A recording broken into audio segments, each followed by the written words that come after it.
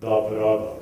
Spremio sam prezentaciju koja se okreće i prevrće, jer sam video da to nestaje ljudi, da nestaje pažnje, pa mislim da će vam to trebati. U svakom slučaju, svaka dobra prezentacija treba da počne sa zastavom Evropske unije. Ali kad smo... Neće biti ovde, neće biti to.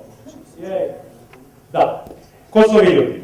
Znači, kad smo mi pričali, mi iz Okokina, kad smo pričali raznim nekim ljudima u Srbiji i u Bosni gde radimo, ko smo i šta hoćemo, evo, ovako su izgledali. Kao ovo. Pa smo im pričali kako mi koristimo društvene mreže za društveni aktivizam, pa smo im pričali da vlada treba da postane vlada 2.0, a ovo su krasace. I u svakom slučaju to je neka situacija sa kojom se mi manje ili više nalazimo u našem regionu. Kad pričate ljudima da je potrebno ono što mi zovemo vlada 2.0, kad pričate to predstavnicima vlasti, predstavnicima nevladinih organizacija, građanima, medijima, vašim kolegama, obično su ovi neki pogledi. Šta? Mi smo to pokušali da objasnimo ovako, da se okupe zajednice oko onoga oko čega se ne bi okupila. Da okupimo ljude oko onoga oko čega se oni baš ne bi okupili, a to je ono o čemu razgovaramo celog dana ovde danas. Dakle, kako da iskoristimo ovo što imamo? Kako da iskoristimo, na primer, kako da iskoristimo 7,5 miliona ljudi na Facebooku u našem regionu. Kakve to veze ima sa promenama u realnom svetu? Pa mi smo zasnovali svoju filozofiju na ovome. Opa. Dobro. Mi smo rekli da je ta filozofija 2.0. Rekli smo da je ta filozofija takva da između nas, građana, sa jedne strane, vlade sa druge strane, medija sa treće strane i svih nas koji smo u tome uključeni, treba da postoji nešto što je dvosmerna, trosmerna, višesmerna komunikacija. To smo nazvali filozofija 2.0. To konkretno u našem slučaju znači, missing video, pa dobro, htio sam da vam pokažem ovaj video, ali sad pošto ga nema, to u našem konkretnom slučaju znači da koristimo low ili no budget sredstva, da stavimo do znanja onima koji odlučuju šta je relevantno. Pokazao bih vam ovaj video, ali ga nemam sad. On se bavio nedostatkom sadržaja u srbijanskom gradu Kragujevcu, gde je vlast podigla krst od 80.000 evra, a u gradu istovremeno ne postoji bioskop, ne postoje bazeni, ne postoji čitaonica, ne postoji javna biblioteka. Taj film su napravili mobilnim telefonima sa klincima iz srednje škole i mi smo im pomogli da ga plasiraju na internet. I ne samo da su ga plasirali na internet, nego smo od grada Kragujevca dobili neki novac da to napravimo. To je za vrlo kratko vreme imalo 100.000 pregleda na internetu, a osim što je imalo tu količinu pregleda, prelilo se, kako mi to kažemo, u tradicionalne medije. Šta to znači? Prelilo se na način da su svi mediji to preneli, a zatim 6 meseci kasnije izgrađen je i bioskop, otvoren je i bazen. Tako smo pokazali tim malim gradskim vlastima u Kragujevcu da je moguće da sad neki mali građani, mi i vi, kažu šta je to što im fali, da na pametan način sprovedu kampanju i da iza te kampanje stanu sa jasnim zahtevima. Jasan zahtev je bio hoćemo bazen. I niko nije mogao da ospori činjenicu da kad imate grad u kome žive desetine hiljada mladih ljudi, krst verovatno nije prioritet, ali bazen možda i jeste. To je nešto što se desilo u gradu kao što je Kragujevac. Pokazat ću vam još 2 ili 3 vrlo brza primjera onoga što smo radili. Recimo, pitanje pravno nevidljivih lica. To je pitanje koje u našem regionu pogađa najviše Makedoniju i Srbiju. Pravno nevidljiva lica su ljudi koji žive i postoje, ali nemaju nikakva dokumenta. Nemaju jer generacija predviđa upisani u matične knjige. Šta smo radili? Pomogli smo nevladinim organizacijama i vladinim institucijama koje se time bave da proguraju promene zakona koje su bile vrlo teške. Naime, trebalo je menjati zakon o sudskom postupku. Jer vi u Srbiji, na primjer, a isti slučaj je bio do nedavno u Makedoniji, Ako nemate ličnu kartu, i ako je vaši roditelji nemaju, žao, gotovo. Dakle, nema nikakvog načina da vi dobijete mogućnost da vas neko upiše u matičnu knjigu. I to nije pitanje sad ove ili one zajednice, Roma, azilanata, izbeglica sa Kosova. To je pitanje ljudi koji apsolutno ne postoje i nema načina da postoje. Zato je bilo potrebno promeniti zakon o takozvanom vanparničnom postupku. Bilo je potrebno promeniti zakon, tako da ako imate dva svedoka koji vas poznaju, pa kažu, znamo ko je taj, da u nekakvom postupku možete da postojite. Na tome rade ozbiljne nevladine organizacije u Srbiji, na tome radi nekoliko ministarstava u Srbiji, ali problem je u tome što je pravno nevidljivih ljudi 10.000, a u Srbiji, na primjer, živi 7 miliona ljudi, koji ne žele da im se tamo neki Romi upisuju, ne žele da im se tamo neke izbeglice s Kosova upisuju u državljanstvo, da mogu putuju bez viza, na primjer. Pomogli smo im svima, tako što smo moderirali forum u kome vladine institucije sa jedne strane, nevladine organizacije sa druge strane i mi, neki građani, sa treće strane, čak i oni koji ne postoje, možemo da razmenimo neke ideje. Napravili smo kampanju koju smo nazvali Ovde sam, na Facebooku.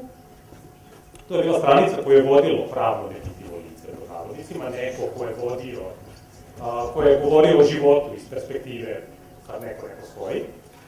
Ali neko nam se činilo da ni to nije dovoljno, nego smo napravili Facebook igricu koja je napravljena po pravilima monopola.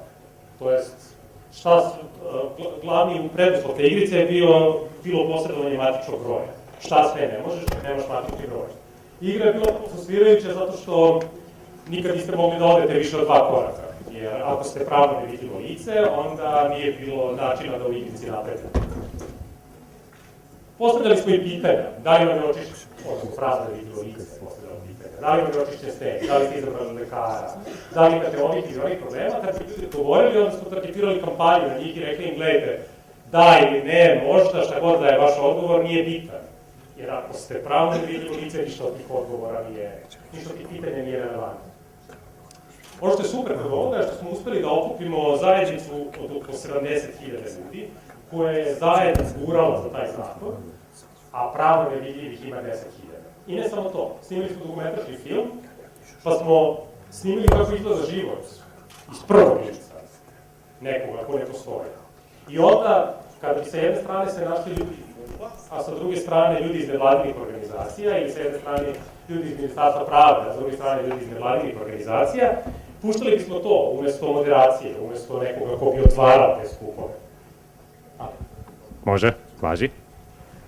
Puštali smo taj, a sad su mi dali one koji uopšte ne rade. Dobro.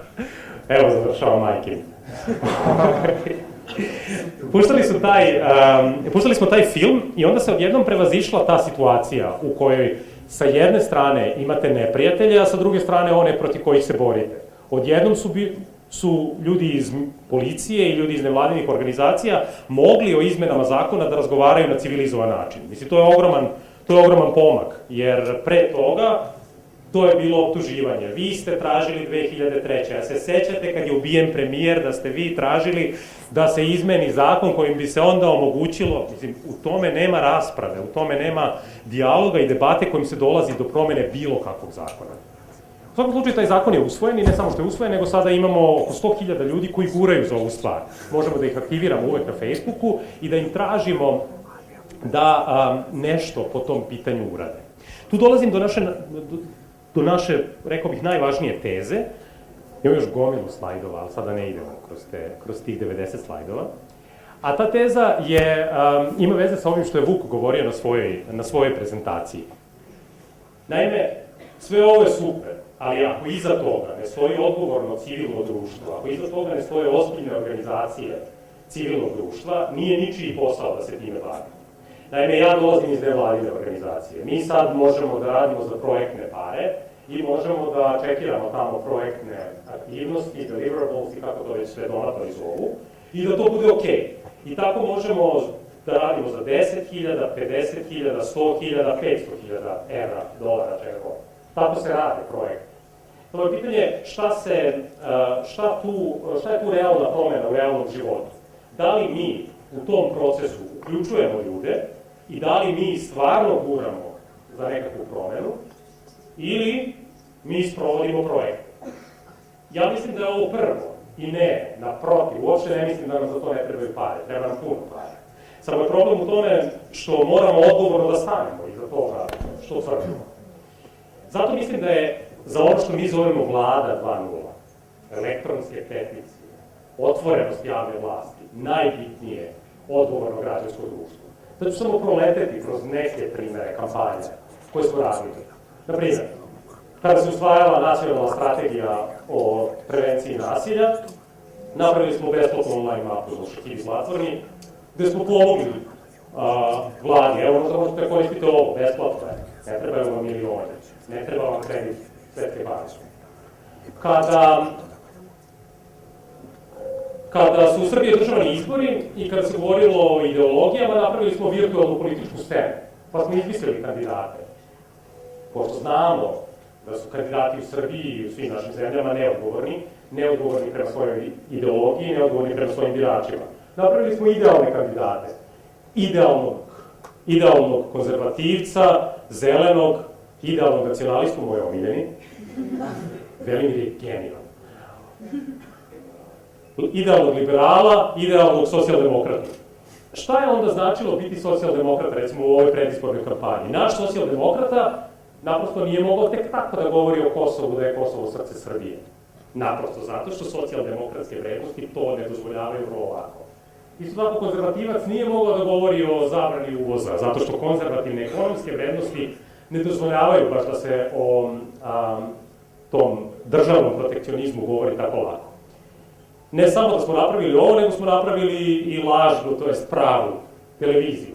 Napravili smo page na Facebooku koji je nadomestio nedostatak medija koji bi ovo pratili. Tu smo plasirali njihove postove, njihove politike, gomile videa, koji ne znam zašto ih nema, ali dobro. Gomile videa i na kraju napravili politički kompas koji funkcioniše u našem okruženju, odnosno u okruženju Srbije. Sve to je ovaj neki 2.0 koncept. I kako se to primenjuje na ovo što zovemo koncept vlade 2.0? Shvatili smo da vlade u našem regionu, posebno od 2009. do danas, i mislim da vas ne gnjavim istraživanjima koje smo radili na tom tragu, vlade u našem regionu žele da se otvore prema svojim građanima. Znam da to zvuči sumanuto, ali tako je. Dakle, postoje, da tako kažem, kapisle ili male tačke unutar vlada širom našeg regiona koje žele da komuniciraju sa građanima.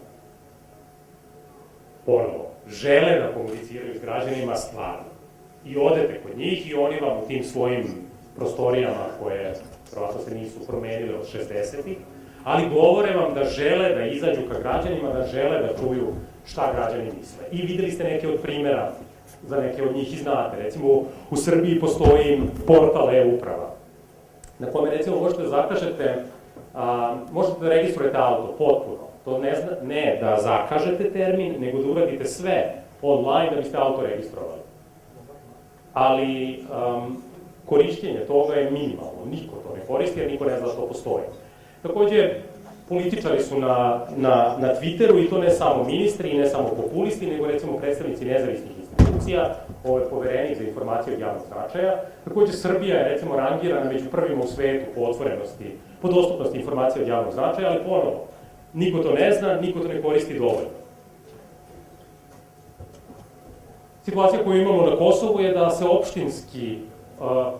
institucije vlasti na opštinskim nivoima se otvaraju prema građanima. Moguće je na Kosovu uraditi mnoge stvari online koje su, recimo, nam u Srbiji nezamislive, ili u Bosni da ne govorim.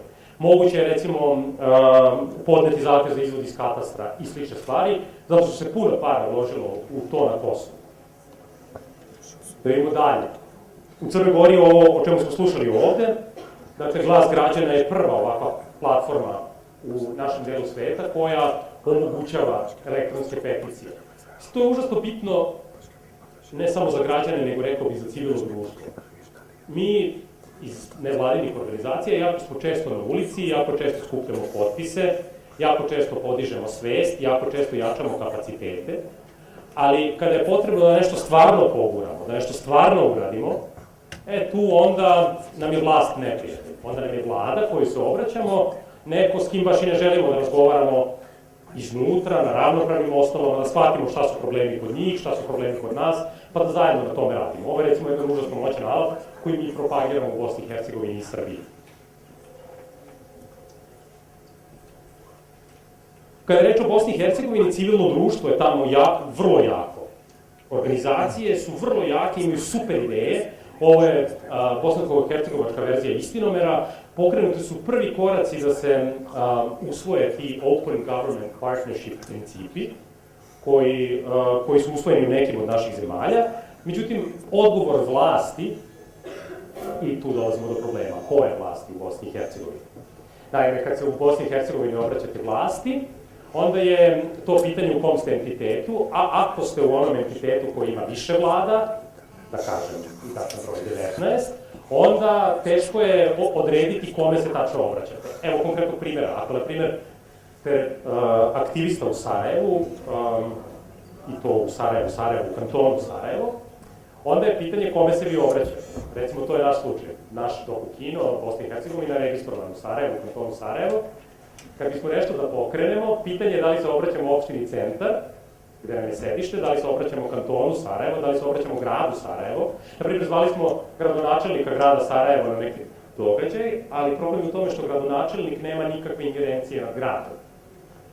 Naime, u Sarajevu sve javne službe rade u kantonu Sarajevo, koji je fizički, geografski isto što i grad Sarajevo.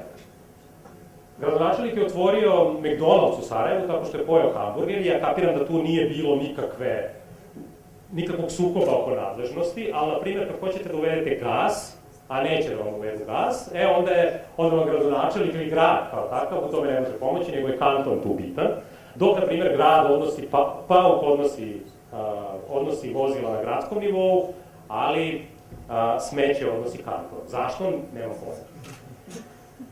Takođe je tu pitanje vlasti na srednjem nivou. Vi se možete obraćati entitetskoj vlasti, Federacije Bosne i Hercegovine, sad koje su ingerencije u federaciji, koje ingerencije na nivou države Bosne i Hercegovine, sva istraživanja pokazuju da građani nemaju pojma o tome. U Republici Srpskoj je malo lakša situacija, zato što Republika Srpska nije tako podeljena na vlade i kantone kao federacija, ali obrazovne strategije se recimo određuju na opštinskim nivoima.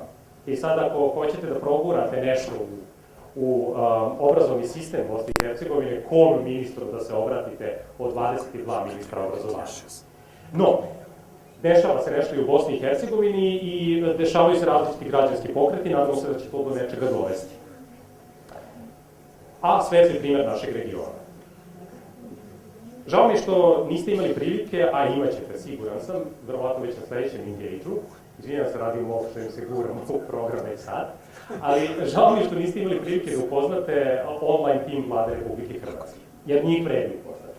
Zato što Tomislav Korman i Ana Urlić, koji rade u tom online timu, su ljudi kao mi, mislim, to neki mladi ljudi koji su završili, tek završavaju fakultet, nešto ih interesuje društveni aktivizam, nešto bi hteli, ali eto, nismo mogli to da ostvare, dok im premijer Milanović nije dao tu priliku. Lično im je rekao, evo, napravite online prisustvo Vlade Hrvatske.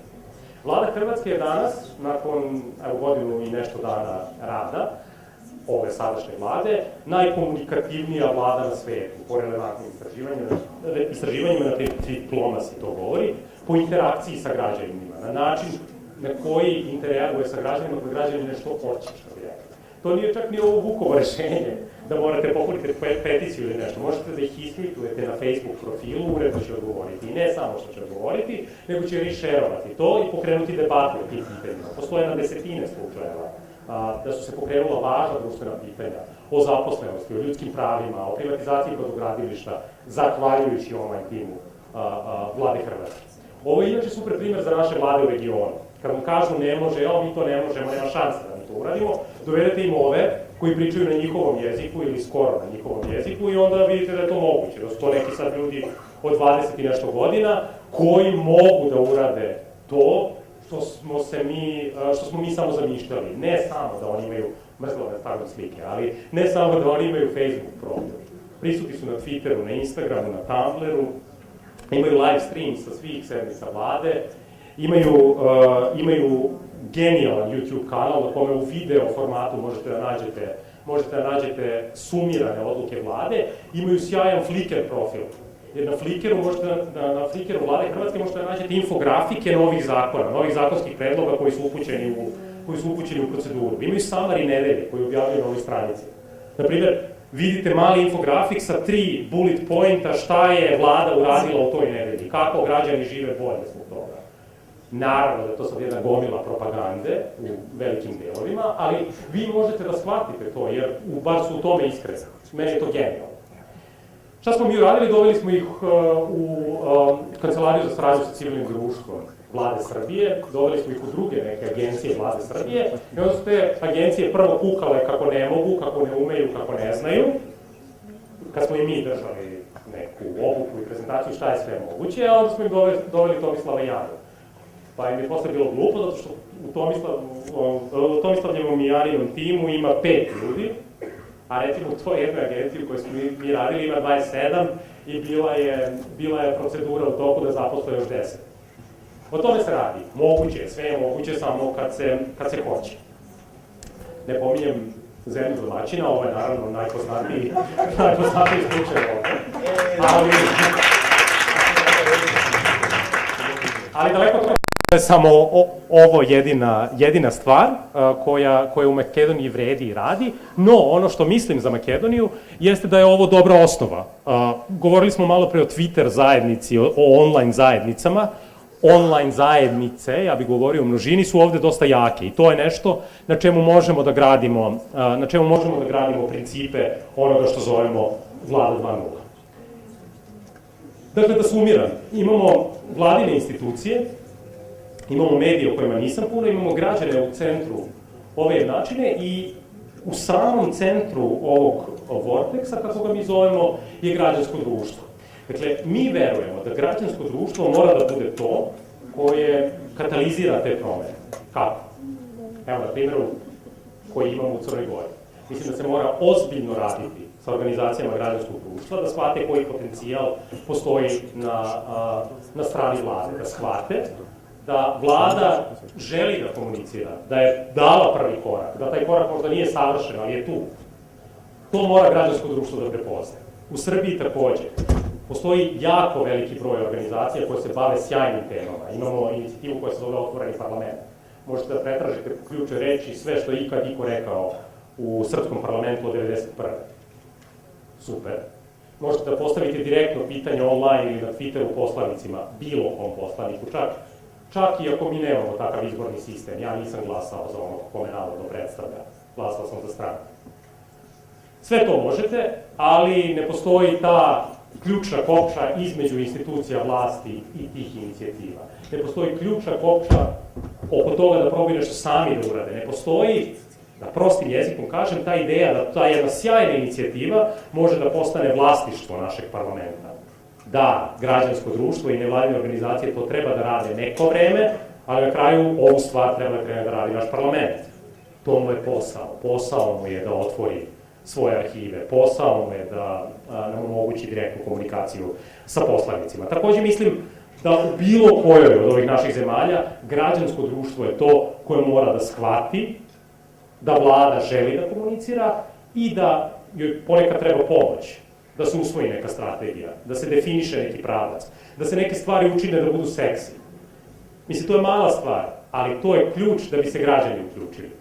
Građani, naime, kad im kažete da treba da znate sami, pa svi smo mi građani, kad vam neko kaže da treba da jačamo kapacitete i sprovodimo politiku monitoringa odgovornosti javne vlasti, kako da vam kažem, neću da učestvujem u tome.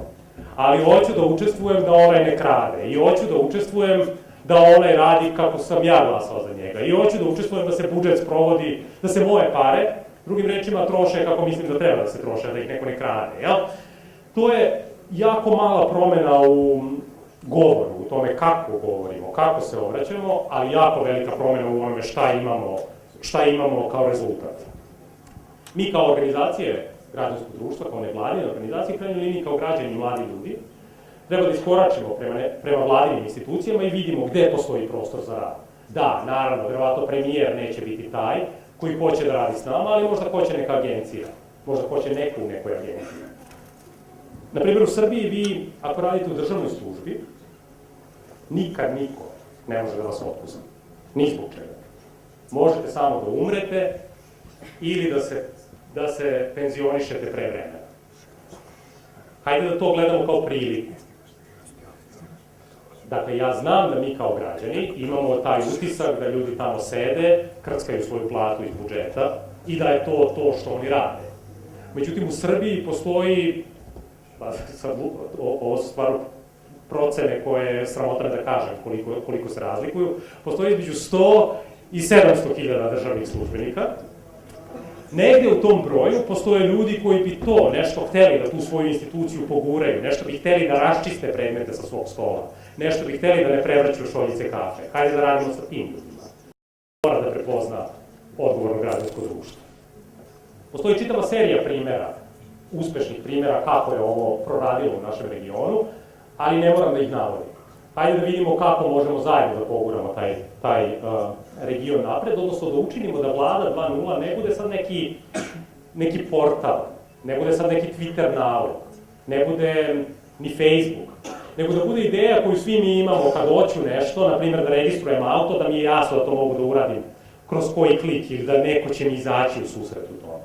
To se recimo dešava u Srbiji na Twitteru, kad pitate Poverenika za zaštitu informacija od javnog značaja, kad mu se žalite na nešto. On neće da vam da pomoć, pravnu pomoć, mislim on lično, kao institucija i kao osoba, neće da vam da pomoć na Twitteru. I šta rade naše nevladine organizacije? Zagovaraju da se na Twitter izađe sa formalnim mehanizmom da vi možete podnesete predstavku, ali nije uopšte u tome fora, nego to da ja hoću da pitam Poverenika i da mi Poverenik kaže da, treba da uradite ovo, pošaljem email na ovo, rešit ćemo. To je dovoljno, to je Vlada 2.0, nije Vlada 2.0 neki komplikovan mehanizam u kome mi treba da dobijemo uslugu na Twitteru ili uslugu na Facebooku. Ne moramo da menjamo tu vrstu načina rada naših javnih vlasti. Ovo je naš napor u tom pravcu. Organizovali smo prošle godine, i toga će biti sve više, vidjet ćete to i vi ovde u Makedoniji, organizovali smo prošle godine Tech Camp u Sarajevu na kome je učestvovalo preko 150 ljudi iz organizacije građanskog društva, dali smo im tehnologiju, doveli im tehnološke stručnjake koji su im pomogli da nešto od toga što primenjuju u svom radu za nadzor vlade, kako oni kažu, pretvore u alate za saradnju sa vladom. I to ćemo raditi u ovoj sledećoj godini u celom našem regionu, pa i u Makedoniji. Ako se vaša organizacija bavi nečim što se zove na našim jezicima accountability and transparency, onda znači da ste na našim jezicima eligible za ovo. To jest, javite se nama u Doku Kinu. Možete da dobijete tehnologiju, možete da dobijete tehnološko znanje ili stručnjaka koji može sa vama da radi, da razvijete nekakve alate i mehanizme da biste sarađivali sa vladom, a mi, paralelno sa tim, radimo sa vladinim institucijama u celom regionu. Radimo i idemo svaki dan, na primjer, u Palatu Federacije, stari SIV, na Novom Beogradu, u kome ne postoji internet, samo da znate, imaju 2 mesta na kojima je internet.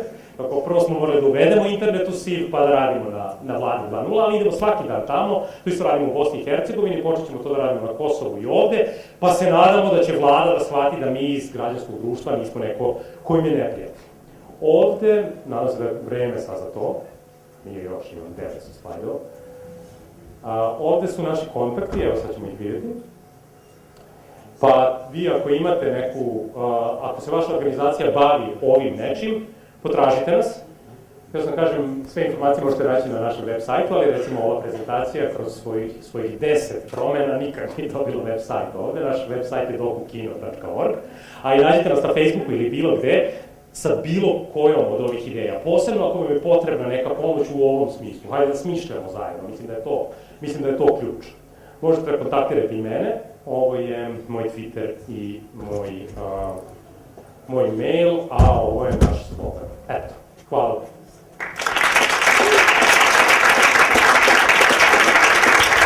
Ajde, pitanje pa idemo slušati. Ako imate pitanje, postavite i sad, može. A onda ću vam reći dve reči o filmu koji je powered by the kino nastupa odmah kako nam. Ok, imaš jedan komentar, kada što komentiraš дека некои две групи, една граѓанска, една од владе, еден некој, каков и да е државен сектор, кои што имале историја на неможност рационално да комуницираат, почнаа да комуницираат рационално, ама не кажа убаво зашто и како. Дали може малце на таа тема да продискутираш по-абстрактно, не може би конкретно туку, кои се факторите кои што успеваат такви две групи кои што долго време не можат рационално да комуницираат, да почнат и да успеат. Evo, to je pitanje koje se tiče filozofije onoga što je doku kino. I sad imajte u vidu da sve ovo što ću reći je užasno subjektivno, zato što proističe iz onoga što je filozofija naše organizacije. Mi kažemo da je naša filozofija community building. Izgradnja zajednice oko tema oko kojih se zajednica ne bi baš izgradila, ne bi lako izgradila. Šta to znači? To naravno u pojavnom nekom vidu. Znači da mi sad vodimo neke Facebook kampanje i ne znam, pravimo plakate i filmove i ne znam šta. Ali suštinski, to znači da govorimo mi kao komunikacijski stručnjaci, da tako kažem, govorimo različite jezike. Govorimo jezik vlasti, jezik civilnog društva, jezik građana, jezik aktivista. I stvaramo takvu atmosferu, da tako kažem, u kojoj je moguće da se teme razmenjuju, da se ideje razmenjuju, a da se u tom procesu gradi zajednica. Evo primjera iz Srbije koji se tiče jedne od najuticajnijih organizacija koja se bavi gej pravima. Ta se organizacija zove Gay Straight Alliance. Sad u Srbiji postoji sigurno 10-ak organizacija koje se bave LGBT pravima. Uvek su na jednoj strani bili gejevi, lezbejke, transseksualne, transrodne i biseksualne osobe i u tom svom queer svetu, a na drugoj strani vlast koja diskriminiše. I taj diskurs mi imamo od 90, od 80, od kad je biti gej bilo nelegalno. Taj diskurs stoji. Šta je uradila Gay Straight Alliance? Uzela je filozofiju, i nemojte da shvatite da je uzela od nas, uzela je sveta, filozofiju community buildinga. Prišla je političarima i rekla, hajde vi da uđete u naš upravni odbor. I to ne zato da bismo promovisali gej kulturu, nego da bismo promovisali to da smo mi svi nekakvi ravnopravni mainstream građani. Ajde recimo vi, ministarko zdravlja, da budete u našem upravnom odboru. Ajde recimo vi, gradonačelniče Beograda, koji ste rekli da je bolje da gejevi ne izlaze, da ne bi pravili štetu po gradu, da budete neko ko će nam dati prostor da organizujemo našu konferenciju za novinare.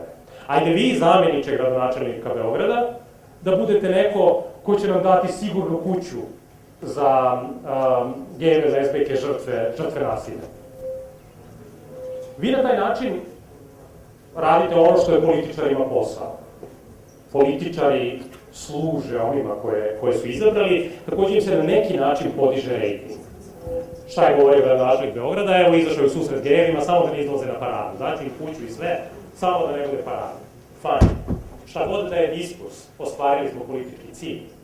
Sedeli smo zajedno za jednim stolom, gde smo prezentovali to kakvo je stanje geje i lezbijskih prava u Srbiji. Evo ovog našeg primjera, koji ću elaborirati još malo. Dakle, imamo organizaciju Praksis, koja se godinama bavi zaštitom prava nevidljivih lica. Sigurno prethodnih 15 godina. Daje im besplatnu pravnu pomoć, ali istovremeno lobira da se izmene zakoni i da se taj problem reši. S druge strane imamo državne institucije čiji a priori stav je mi ne možemo da upisujemo nepoznate ljude u knjigu državljana. Ne može tek tako neko da dođe i da kaže sad imam državljana. Nije. I to je stav koji traje 15 godina. I onda smo mi sad tu došli, pustili im Facebook igricu, napravili taj film, moderirali celu tu diskusiju i uključili, recimo, to je što bilo zanimljivo, zvali smo ljude iz MUP-a Srbije, iz policije da moderiraju ovu stranicu. Da jednu nedelju moderiraju ovu Facebook stranicu iz perspektive pravno nevidljive osobe. I vi sad onda naterate osobu da izađe iz svojih zidova, kako mi to kažemo, da izađe iz siva, i da se stavi u cipele onoga ko razmišlja o drugoj strani. Stvarate nekakav most između onih između kojih most nikad nije postojao. Sad postoji gomila nekih engleskih izraza, to koje ja obožavam, jer obično govorim na konferencijama koje to traže, pa sam zato za te konferencije to i smislio. Dakle, to je princip koji mi zovemo, na primjer, convener, ili princip koji zovemo enabler, ili princip koji zovemo amplifier. Ja mislim da se u tome krije, i to je stvarno suština naše filozofije. Mi smo razumeli, kad recimo uvek na ovakvim konferencijama razgovaramo o tome koja je svrha Facebook aktivizma, da li Facebook može da promeni svet, da li Twitter revolucija može da se dogodi i u našoj zemlji, koja god to zemlja bila od A do Ž. Uvek su takvi. I uvek u njihovoj zemlji, našoj zemlji, nikad ne može, jer naši ljudi su takvi da oni naprosto ne izlaze, oni naprosto se ne bune, oni su stoka koji dozvoljavaju da ih vlast gazi, uvek je tako. Uvek. Ono što smo mi probali da razumemo i što probamo da govorimo našim partnerima u civilnom društvu je da razlika između interneta 96. i interneta danas nije razlika kao između Teleksa i Telefaksa. To je mala razlika. Ali razlika između interneta 96. i interneta danas je ključna.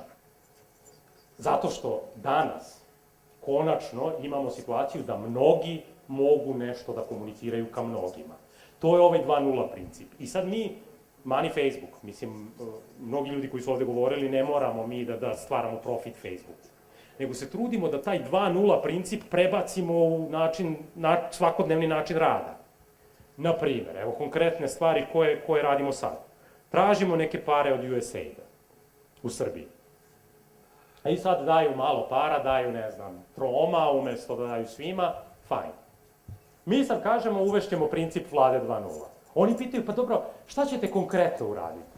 A mi kažemo, evo pogledajte sve ove civilne inicijative koje postoje od 90. do danas. Sve ćemo ih uključiti u to. Dakle, omogućit ćemo da svaka od njih učestvuje u toj stvari. Omogućit ćemo da se svaka od njih ostvari. Pogledajte sve institucije koje žele bilo kako da komuniciraju, koje imaju nalog na Twitteru. Uključit ćemo ih sve u to. Ne, nećemo stvoriti još jedan program jačanja kapaciteta. Nego ćemo uzeti sve ono što već postoji i probati da između njih povučemo neke linije. To nismo do sad imali. Naprosto imamo situaciju da su nevladine organizacije izdavale saopštenja, i dan danas to rade, recimo u Srbiji i Bosni. Izdaju hejterska saopštenja, u koje je država odgovorna što nije sprečila, zalečila i ne znam šta nije uradila, a recimo događa se u mnogim oblastima društvenog života da niko nikad nije izašao tamo i pitao treba neka pomoć, evo mi imamo psihologe u timu, pa ako treba oni nešto da urade, ajde. To nikad niko nije uradio.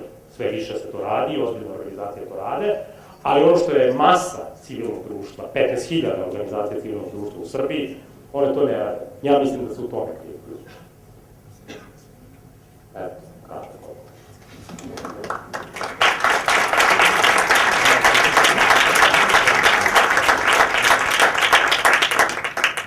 Dobro.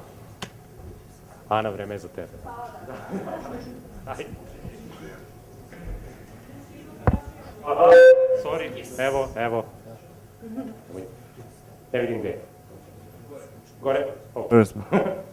Слушам? Да. Тоа што сакам да прашам, спомнавте дека имате некои активности во Косово и Македонија. Што конкретно ќе биде во Македонија вашата активност? Дали, organizovat ćemo, te kemp je super stvar. Ako imate vremena, mislim, mogla je prezentacija bude o tome, to je dosta zanimljiv format. Ako imate vremena, googlite Tech Camp Sarajevo, užasno je zabavno. Ali ono što ćemo raditi u ovoj sledećoj godini u Makedoniji i na Kosovu pre svega, ali u Makedoniji u manjoj meri, jeste nastavak tog Tech Campa. Šta Tech Camp radi? Na jedno mesto spaja predstavnike institucija, predstavnike organizacije civilnog društva, stručnjake za nove tehnologije i nas koji smo to, komunikacijski neki stručnjaci.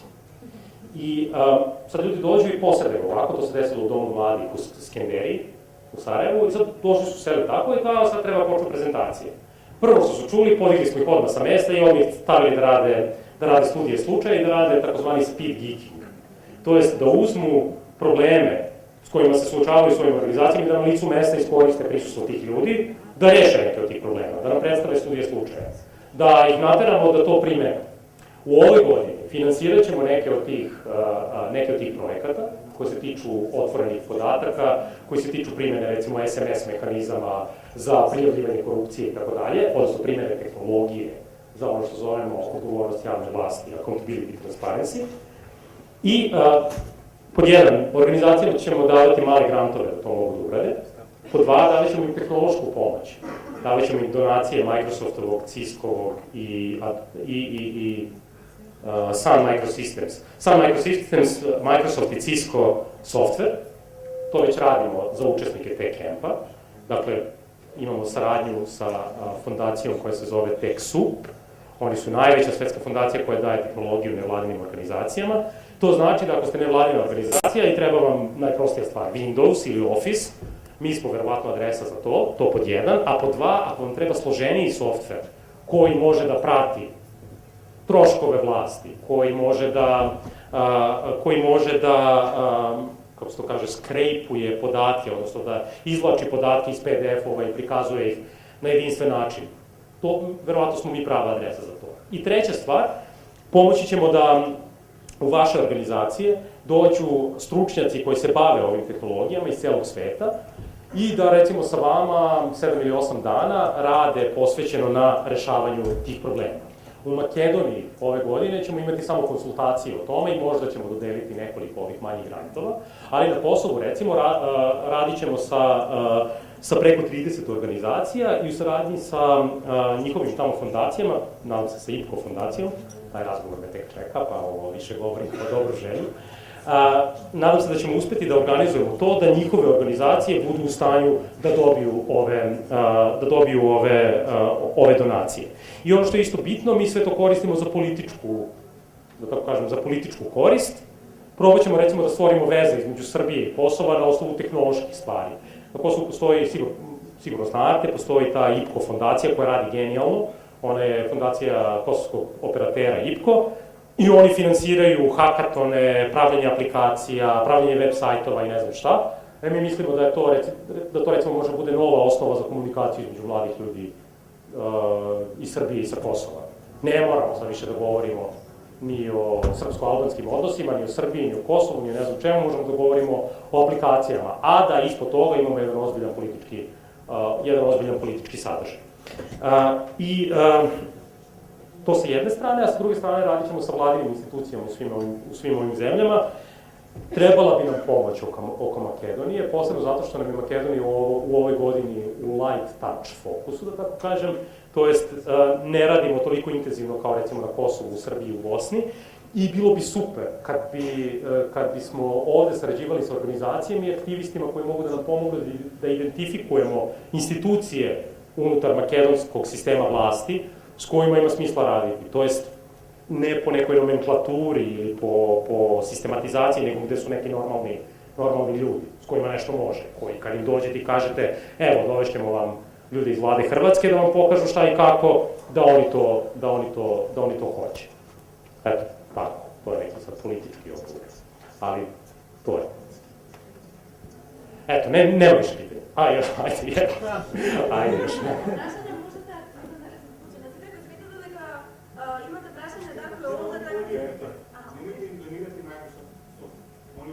A Microsoftom je pravo si.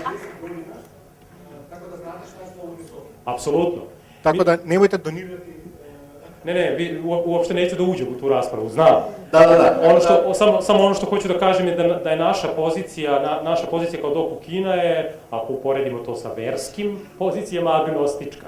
Drugim rečima, Microsoft je rekao da ćemo vam gomile softvera i mi smo rekli važi, dajte nam. Da, on će vam to dati, ali to mi nećemo. Da, dobro. Mislim, tako da ima validna zamjena za to. Tako da mi ovde radimo 10 godina, ja sam predsednik Slobodan Software Makedonije, tako da vam treba pomoć, vam treba identifikacija te stvari, obratite se. I ne samo da nam treba pomoć, nego recimo na Kosovu radimo sa FLOS-om, odnosno sa Floskom. FLOS na Kosovo, mi sarađujemo s njima. Da, FLOS je genijalno. Ali hoću kažem da je naša pozicija, i sigurno to neću promeniti, naša pozicija agnostička, u tom smislu da to nije da zagovara Microsoft, mislim, baš me briga, nego razumem šta su prednosti otvorenog softvera i to naravno primenjujem. Mi možemo vam pomoći da vi imate vašu agnostičku poziciju, a mi imamo našu poziciju koja što pomaže ljude, institucije i civilno društvo da koriste slobodnu software. Slažem se, i recimo to je odgovor na ovo pitanje koje smo imali. Ovo je recimo odgovor kako se gradi zajednica. Ja mislim da mi možemo da zadržimo ovu poziciju. Takođe mislim da ljudi iz open software zajednice mogu da kroz naš enabler mehanizam iskoriste ovo i pomognu razvoju civilnog društva i mislim da je to u redu. To isto pokušavamo recimo da radimo sa vladama i dosta često uspeva. Eto, dosta.